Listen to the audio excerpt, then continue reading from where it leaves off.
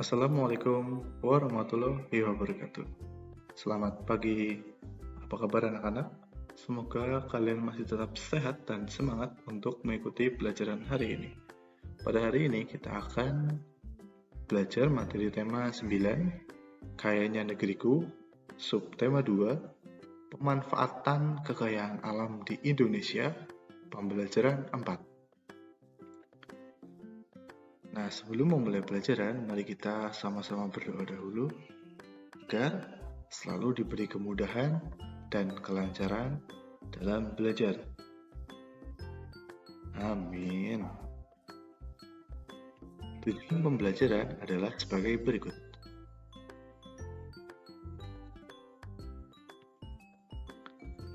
Setiap kebutuhan manusia dapat terpenuhi. Salah satunya diawali dengan pemanfaatan sumber daya alam. Sumber daya alam di Indonesia yang menyangkut kepentingan orang banyak dikelola oleh negara dan dipergunakan untuk sebesar-besarnya kemakmuran rakyat. Misalnya, minyak bumi, batu bara, gas, dan air. Oleh karena itu, setiap orang memiliki hak yang sama untuk memanfaatkan dan menikmatinya. Meskipun demikian, setiap orang juga memiliki kewajiban untuk memanfaatkannya dengan bijak dan hemat. Nah, berikut ini adalah beberapa kewajiban terhadap sumber daya alam. Sumber daya alam, khususnya yang tidak dapat diperbarui, lama-kelamaan semakin berkurang dan akhirnya habis. Oleh karena itu, kita harus melestarikannya. Usaha pelestarian sumber daya alam merupakan kewajiban kita sebagai anggota masyarakat. Selanjutnya, bagaimana cara melestarikannya? Menghemat pemakaian sumber energi merupakan salah satu contoh cara melestarikan sumber daya alam.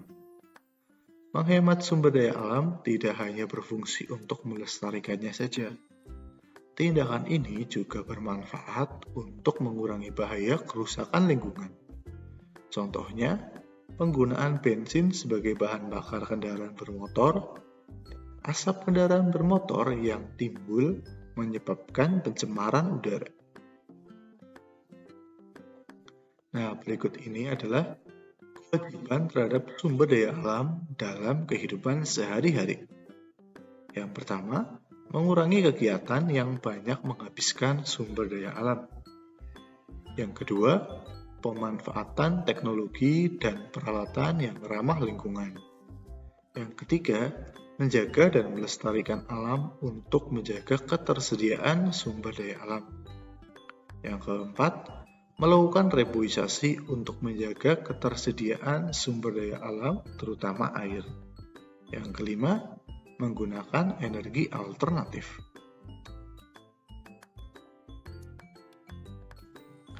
Nah, berikut ini adalah hak memanfaatkan sumber daya alam. Kekayaan sumber daya alam yang kita miliki, baik yang dapat diperbarui maupun yang tidak dapat diperbarui, bermanfaat bagi kelangsungan hidup masyarakat. Setiap anggota masyarakat memiliki hak untuk memanfaatkannya. Hak untuk memanfaatkan sumber daya alam ini bisa dilakukan secara langsung maupun tidak langsung. Contoh pemanfaatan secara langsung adalah hasil pertanian yang dapat langsung dikonsumsi oleh masyarakat. Adapun pemanfaatan tidak langsung artinya hasil dari sumber daya alam tersebut haruslah diolah terlebih dahulu agar dapat dimanfaatkan untuk kepentingan masyarakat.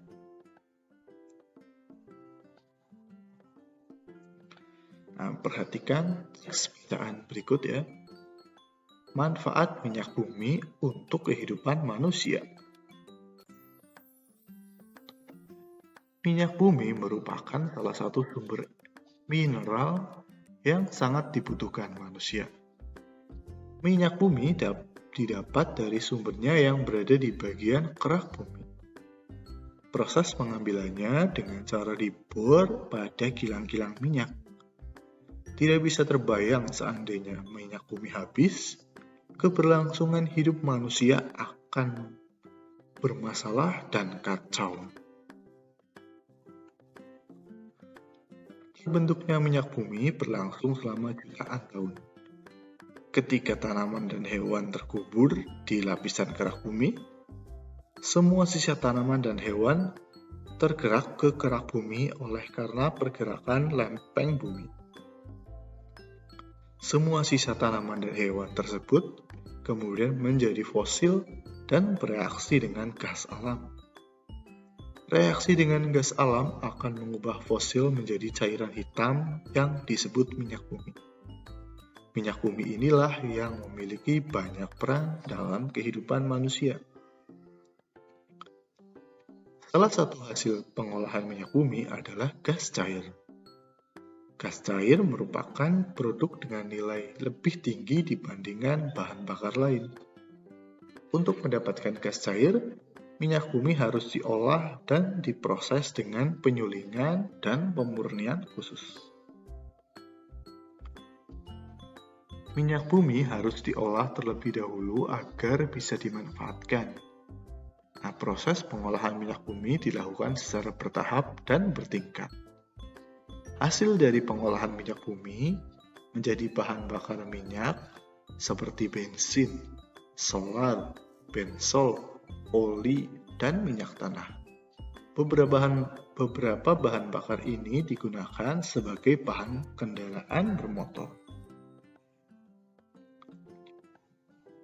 Hasil lain dari proses pengolahan minyak bumi juga sangat berperan dalam industri kimia. Beberapa produk dihasilkan dari olahan minyak bumi, antara lain cat minyak, cat dinding, cat besi, aspal, dan beberapa produk plastik. Hasil lain dari pengolahan minyak bumi ternyata juga masih bisa dimanfaatkan untuk kehidupan manusia. Minyak mentah juga dapat menjadi sumber polimer. Polimer ini sangat penting sebagai komponen untuk beberapa jenis industri. Salah satunya, industri yang memakai polimer dari minyak bumi adalah industri plastik. Jika kamu pergi ke dapur, ternyata banyak juga peralatan yang memanfaatkan minyak bumi. Alat-alat dapur seperti kulkas, kunci pintu, oven, kursi, dan meja juga menggunakan minyak bumi dalam proses pembuatannya. Minyak bumi digunakan sebagai sumber panas maupun produk sampingan yang digunakan untuk pengolah aluminium, besi, atau baja. Nah, setelah kita perhatikan bersama-sama ya, teks bacaan manfaat minyak bumi untuk kehidupan manusia. Sekarang, mari kita temukan gagasan pokok dalam setiap paragraf. Nah, pada paragraf yang pertama, gagasan pokoknya terletak di awal paragraf. Minyak bumi merupakan salah satu sumber mineral yang sangat dibutuhkan manusia. Pada paragraf kedua, bisa kalian perhatikan, paragraf kedua gagasan pokoknya juga terletak di awal paragraf. Terbentuknya minyak bumi berlangsung selama jutaan tahun, ketika tanaman dan hewan terkubur di lapisan kerak bumi. Lanjut pada paragraf ketiga, gagasan pokoknya itu juga terletak di awal paragraf ya. Salah satu hasil pengolahan minyak bumi adalah gas cair. Nah, selanjutnya pada paragraf keempat, bisa kalian perhatikan, paragraf keempat gagasan pokoknya juga terletak di awal paragraf. Minyak bumi harus diolah terlebih dahulu agar bisa dimanfaatkan.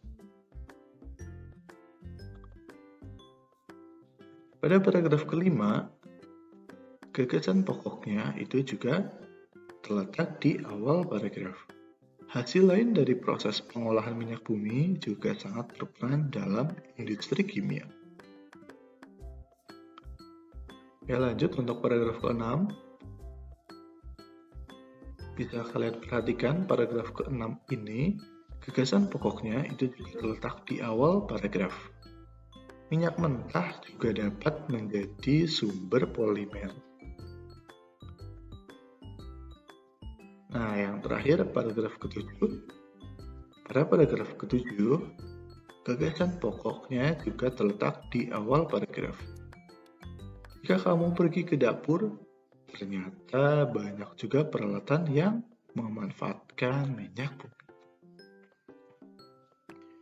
Nah, alhamdulillah, sekian video pembelajaran pada hari ini. Semoga kalian dapat mengambil manfaat dari apa yang sudah kita pelajari hari ini. Tetap semangat belajar dan jangan lupa untuk selalu menjaga kesehatan. Terima kasih. Wassalamualaikum warahmatullahi wabarakatuh.